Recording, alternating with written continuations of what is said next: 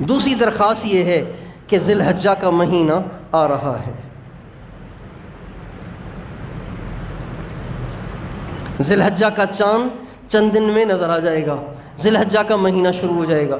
ذی الحجہ کے جو شروع کے 10 دن ہیں نا، عید الاضحیٰ تک جو 10 راتیں ہیں، 10 راتیں، جس رات ذی الحجہ کا چاند نظر آئے گا وہ پہلی رات ہو جائے گی، اور 10ویں رات بنے گی عید کی رات، 10 ذی الحجہ کی رات، عید کی رات۔ یہ جو 10 راتیں ہیں نا، 10 راتیں، ہمارے نبی کا ارشاد ہے پورے سال میں کوئی نیکی کا کام کرنا اللہ کو اتنا پسند نہیں ہے جتنا نیکی کا کام کرنا ان ایام میں اللہ کو پسند ہے۔ ان ایام میں کوئی سی بھی نیکی کرنا اللہ کو اتنی محبوب ہے، اتنی محبوب ہے، اتنی محبوب ہے کہ پورا سال نیکی کا وہ درجہ حاصل نہیں ہوگا جو ان 10 ایام میں حاصل ہوگا۔ صحابہ کرام نے پوچھا ولل جہاد یا رسول اللہ، یا رسول اللہ اللہ کے راستے میں جہاد کرنا بھی؟ فرمایا نہیں، اللہ کے راستے میں جہاد بھی اگر ان 10 دنوں کے علاوہ اور دنوں میں کیا ہے تو اس دن کی نیکی کے برابر وہ جہاد بھی نہیں ہو سکتا۔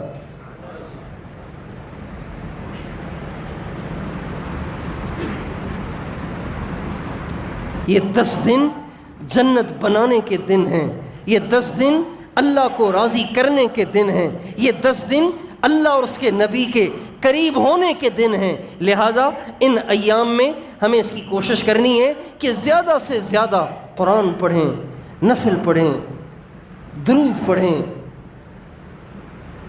اللہ کو راضی کرنے والے کام کریں، صدقہ خیرات کریں۔ اللہ توفیق دے ان 10 دنوں میں ایک سے روزہ اللہ کے راستے میں لگائیں۔ ان 10 دنوں میں جو آپ 3 دن لگائیں گے سارا سال وہ اجر آپ کو نہیں ملے گا جو ان ایام میں لگانے پر ملے گا۔ کون کون ان 10 ایام میں ایک سے روزہ لگائیں گے؟ ماشاءاللہ، سارا سال یہ اجر نہیں ملے گا، سارا سال نہیں ملے گا، اگلے سال پتہ نہیں کسی کو یہ عشرہ ملتا ہے یا نہیں ملتا۔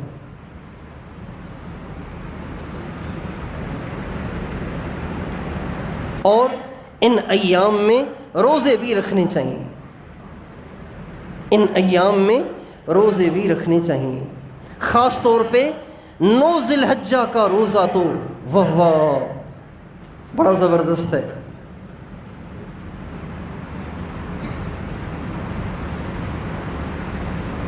اگلے سال کے گناہ بھی معاف، پچھلے سال کے گناہ بھی معاف 9 ذی الحجہ کے روزے کے۔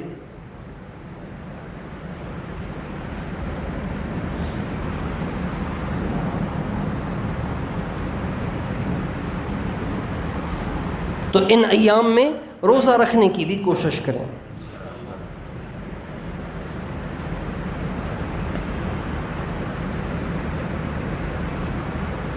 اور جب ذی الحجہ کا چاند نظر آ جائے تو پھر اپنے بال اور ناخن نہیں کاٹنے چاہیے عید الاضحیٰ تک، خاص طور پر جو لوگ قربانی کریں گے ان کو نہیں کاٹنے چاہیے۔ اور بہت سے لوگ سمجھتے ہیں کہ یہ جو قربانی ہے نا یہ واجب کفایہ ہے، سارے گھر کی طرف سے ایک بکری ذبح ہو جائے تو کافی ہے، بیوی بچے ماں باپ سب کی طرف سے ایک بڑے جانور میں حصہ یا ایک بکری۔ نہیں بھائی، ایسے نہیں ہے، ہر آدمی کی طرف سے الگ قربانی ہے، بیوی پر قربانی الگ ہے، خاوند پہ قربانی الگ ہے، اگر بیوی کے پاس تھوڑا سا زیور بھی ہے نا اس پہ بھی قربانی لازمی ہے۔ جس شخص کے پاس 80,000 روپے کیش یا اس کا سامان ہے اس کو قربانی کرنی ہے، اور اللہ کے حکم کو پورا کرنے کے لیے جو انسان مال خرچ کرتا ہے اس مال کے خرچ کرنے سے مال گھٹتا نہیں ہے، مال بڑھتا ہے۔ اللہ تعالیٰ فرماتے ہیں یمحق اللہ الربا وَيُرْبِ الصَّدَقَاتِ، جب تم میرے نام پہ خرچ کرو گے میں تمہارے مال کو بڑھاؤں گا، اور اگر تم سود میں مبتلا ہو جاؤ گے تو تمہارے مال کو برباد کروں گا۔ یہ قرآن کی آیت ہے۔ سود میں مبتلا ہو جاؤ گے تمہارے مال کو برباد کروں گا، صدقہ خیرات کرو گے، میرے نام پہ خرچ کرو گے، قربانی کے ایام میں قربانی کرنا، اس کے علاوہ صدقہ خیرات کرنا، اس سے مال گھٹے گا نہیں، بڑھے گا، بڑھے گا۔ بہت سے لوگ ان قربانی کے ایام میں عقل کے گھوڑے دوڑاتے ہیں، اسلام کے احکام ان کو ہضم نہیں ہوتے، اس لیے کہ وہ عقل کے پرستار ہوتے ہیں اور اسلام سے انہیں الرجی ہوتی ہے۔ ہر اسلام کے حکم میں سے کیڑے نکالنا ان کی گندی عادت بن جاتی ہے۔ لہٰذا جب قربانی کے ایام قریب آئیں گے تو بہت سے لبرل قسم کے لوگوں کے میسیجز آپ واٹس ایپ پہ پڑھیں گے کہ بھائی اتنے جانور ذبح کر کے کرو گے کیا؟ اتنے جانور ذبح کرنے سے بہتر ہے کسی غریب، کسی مسکین بیمار کا علاج کروا لو۔ بھائی 10,000 کی بکری ذبح کرنے کی بجائے 10,000 کسی مسکین کو دے دو، وہ بیچارہ قرضہ اتار لے۔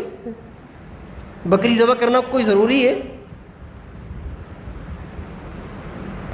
یہ عقلی گھوڑے دوڑانے والے اس قسم کی باتیں کر کر ہمیں اللہ کے حکم سے ہٹانے کی کوشش کریں گے۔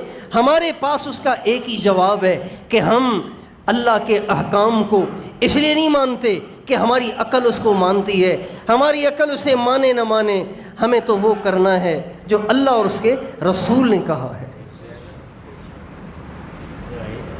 عقل پہ تو ہم چلتے ہی نہیں۔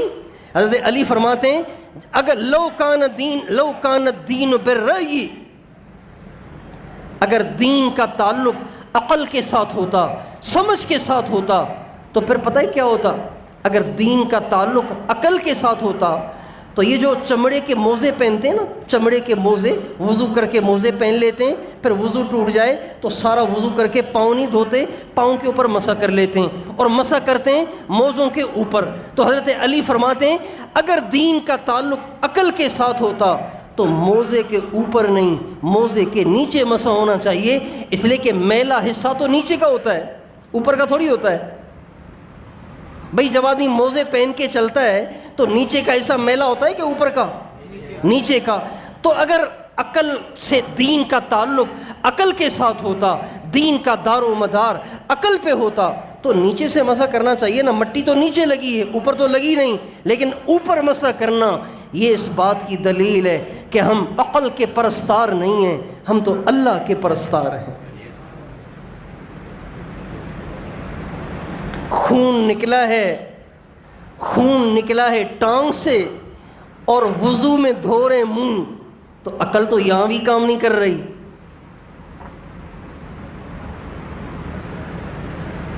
پیشاب نکلا پیشاب کی جگہ سے اور آپ مسح کر رہے ہیں سر پر، عقل تو یہاں بھی کام نہیں کر رہی۔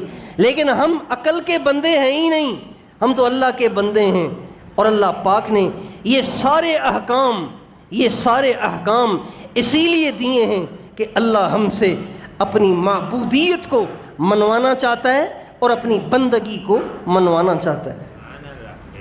ان احکام کو کہتے ہیں امور تعبدیہ، یعنی وہ احکام کہ جن کو عقل تو تسلیم نہیں کر رہی۔ بھئی اتنی بکریاں ذبح کر کے کرو گے کیا؟ اتنے گدھے، اتنے بیل، گائے اور بھینسیں اور اونٹ ذبح کر کے کرو گے کیا؟ اس سے بہتر تو یہ ہے کہ جس کے پاس کرائے کا مکان ہے اور کرایہ دینے کے لیے پیسے نہیں ہیں، اس کو پیسے دے دو۔ عقل تو یہ کہہ رہی ہے، لیکن ہمارے نبی نے فرمایا ان 3 ایام میں، یہ جو بقرہ عید کے 3 دن ہیں، ہمارے نبی نے فرمایا ان 3 دن میں خون بہانے سے بڑی نیکی کوئی ہے ہی نہیں۔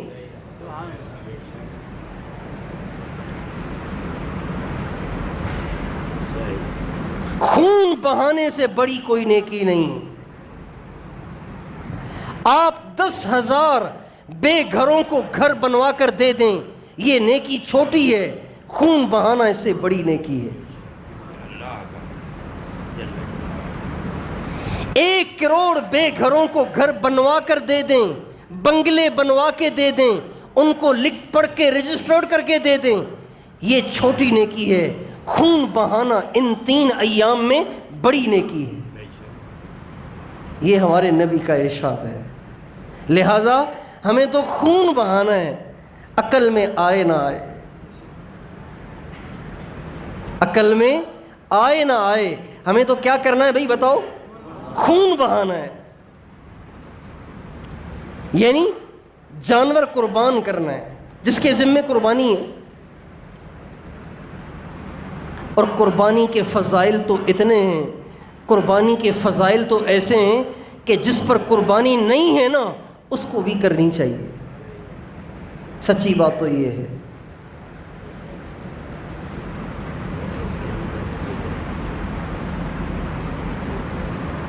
ہمارے نبی کا ارشاد ہے، اللہ جو جانور اللہ کے نام پہ قربانی کے ایام میں قربان کیا جائے گا، اس کے جسم پہ جتنے بال ہیں نا، ہر بال کے عوض 1 نیکی ملے گی۔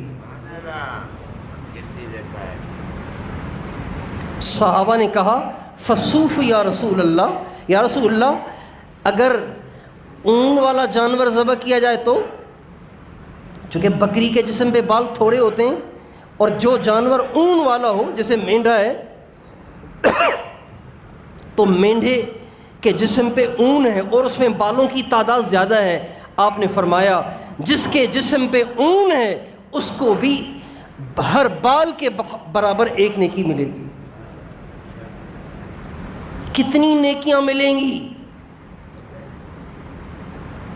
1 بکری ذبح کرے گا، 1 مینڈھا اور دمبا ذبح کرے گا، 1 گائے اور بیل ذبح کرے گا، 1 بھینس ذبح کرے گا، 1 اونٹ ذبح کرے گا، کتنی نیکیاں پائے گا؟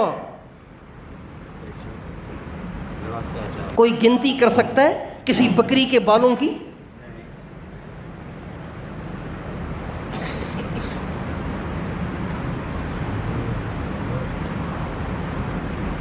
جو غریب ہیں وہ بھی کوشش کریں، کر لیں۔ ہاں غریبوں کے لیے بھی اللہ نے گنجائش رکھی ہوئی ہے۔ بہت سے مدارس نے اجتماعی قربانیوں کا محتاط نظام بنایا ہوا ہے۔ بعض جگہ غیر محتاط نظام ہوتا ہے، بعض جگہ محتاط نظام ہوتا ہے۔ اللہ کا شکر ہے ہمارے علاقے کے جو علماء ہیں وہ محتاط، اہل اللہ اور متقی اور پرہیزگار ہیں، پوری احتیاط کے ساتھ وہ اجتماعی قربانیاں کرتے ہیں۔ تو ان میں بھی قربانیوں کی مختلف کیٹیگریاں رکھی ہوئی ہیں۔ بھائی بڑے جانور میں حصہ، اچھا جانور اس کے حصے کی قیمت زیادہ ہے، اس سے ذرا نچلے درجے کا جانور اس کے حصے کی قیمت اس سے بھی کم ہے، اور ایسا جانور کہ جس کا حصہ آپ لینا نہیں چاہتے، آپ کہتے ہیں وہ مسافر کھا لیں، مدرسے والے کھا لیں، اس کی اور بھی کم قیمت ہے۔ تو جو غریب ہیں اور قربانی کی یہ کھرب ہا کھرب نیکیاں کمانا چاہتے ہیں تو وہ کسی نہ کسی حصے میں ضرور حصہ ڈال لیں تاکہ اس نیکی سے محروم نہ رہیں۔ اللہ تعالیٰ کے فضل سے ہمارے بعض جاننے والے ایسے ہیں کہ جن پر قربانی لازم نہیں ہے، غریب ہیں، قربانی لازمی نہیں ہے، لیکن وہ ہر سال قربانی کرتے ہیں، ہر سال قربانی کرتے ہیں۔ جب ان سے پوچھا گیا تو کہنے لگے اپنی طرف سے تو قربانی کرنا میرے اوپر لازم نہیں ہے، لیکن میں ہر سال قربانی کرتا ضرور ہوں۔ تو کیوں؟ کہ بھئی حضور کی طرف سے کرتا ہوں۔ کس کی طرف سے کرتا ہوں؟ حضور کی طرف سے کرتا ہوں، چونکہ حضور نے علیہ الصلاۃ والسلام نے حجۃ الوداع کے موقع پر جب قربانیاں کی تھیں تو 2 جانور ذبح کرتے ہوئے آپ نے فرمایا تھا، اے اللہ یہ جانور تو اپنی طرف سے ہوئے، یہ جانور میں اپنی امت کی طرف سے ذبح کرتا ہوں۔ ہمارے نبی نے ہماری طرف سے جانور ذبح کیا ہے۔ اب جو مسلمان ساری زندگی قربانی نہ کر سکا، گنجائش ہی نہیں، وہ بھی کل قیامت کے دن قربانی والے اجر سے محروم نہیں ہوگا، اس لیے کہ حضور نے تو کی ہے نا۔ تو بھائی جس حضور نے قربانی کے موقع پہ ہمیں یاد رکھا تو ہمیں بھی حضور اکرم صلی اللہ علیہ وسلم کو قربانی کے موقع پہ یاد رکھنا چاہیے۔ جن کو اللہ نے استعداد دی ہے تو وہ اپنی طرف سے الگ بکری، حضور کی طرف سے الگ بکری، اہل بیت کی طرف سے الگ بکری، صحابہ کی طرف سے الگ بکری، ماں باپ دنیا سے چلے گئے ان کی طرف سے الگ بکری، اور جو یہ نہیں کر سکتے کسی بڑے جانور کو خرید لیں، ان سب کی طرف سے الگ حصہ۔ جو یہ نہیں کر سکتے تو کم از کم 2 کر لیں، ایک آپ علیہ السلام کی طرف سے، ایک اہل بیت صحابہ ماں باپ سب کی طرف سے۔ اپنی طرف سے تو کرنی ہے، جس کے اوپر لازم ہے اس کو تو کرنی ہے۔ تو بھائی کیا خیال ہے، آپ علیہ السلام کی طرف سے قربانی کی کون کون کوشش کرے گا؟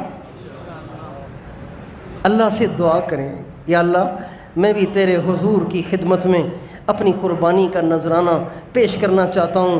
میری جیب کے حال کا تجھے پتہ ہے، تیرے خزانوں میں کمی نہیں ہے، کوئی ایسا کرم کر دے کہ میں بھی حضور کی خدمت میں یہ نذرانہ پیش کرنے کی سعادت حاصل کر سکوں۔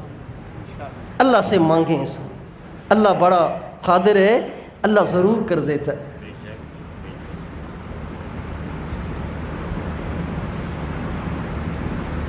ایک اللہ والے تھے،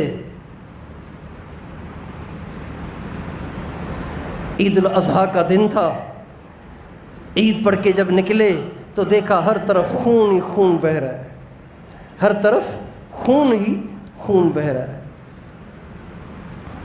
جانور ذبح کر رہے تھے لوگ، تو آسمان کی طرف نگاہ اٹھا کے کہنے لگے، اے اللہ، اے اللہ، کوئی بکری کو ذبح کر کے آج تیرا قرب حاصل کر رہا ہے، کوئی دمبے کو ذبح کر کے آج تیرا قرب حاصل کر رہا ہے، کوئی گائے بیل کو ذبح کر کے آج تیرا قرب حاصل کر رہا ہے، اے اللہ کوئی اونٹ کو نہر کر کے آج تیرا قرب حاصل کر رہا ہے۔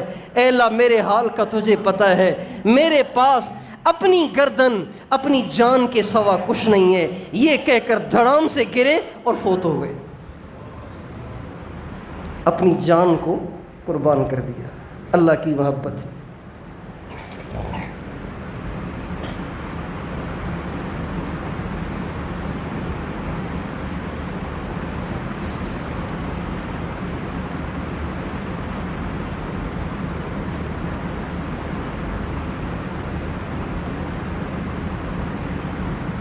اور عید الاضحیٰ کے دن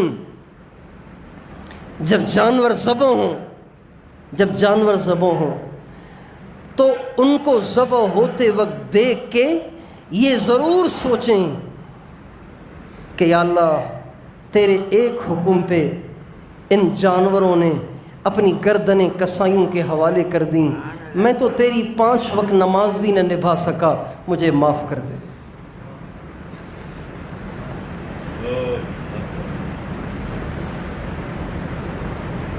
مجھ سے تو یہ بکریاں اور مینڈھے اور بیل اور اونٹ اچھے ہوئے جنہوں نے اپنا خون بہا دیا تیرے حکم پہ۔ اللہ نے ان کو تابع کیا ہے نا، ورنہ بیل کو پکڑنا کوئی آسان ہے؟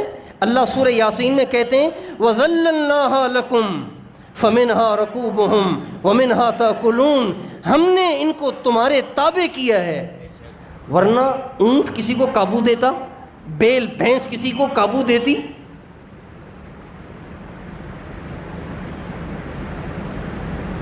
اللہ کا حکم ہے، ذبح ہو گئے۔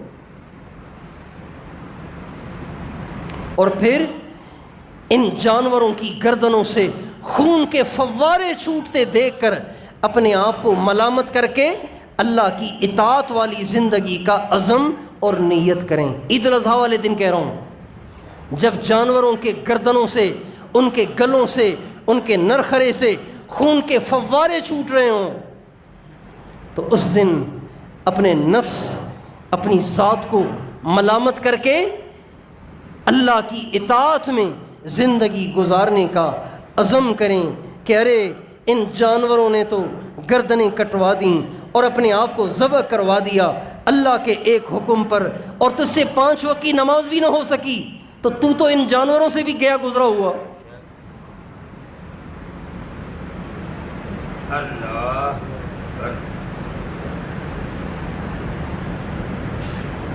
ہائے میرے رب، میں تو اس بکری جیسا بھی نہ ہوا کہ یہ تیری محبت میں قربان ہو گئی، اور میں نے فجر میں اٹھ کے تیرے سامنے اپنی گردن کو کٹوانا کیا، جھکا بھی نہ سکا.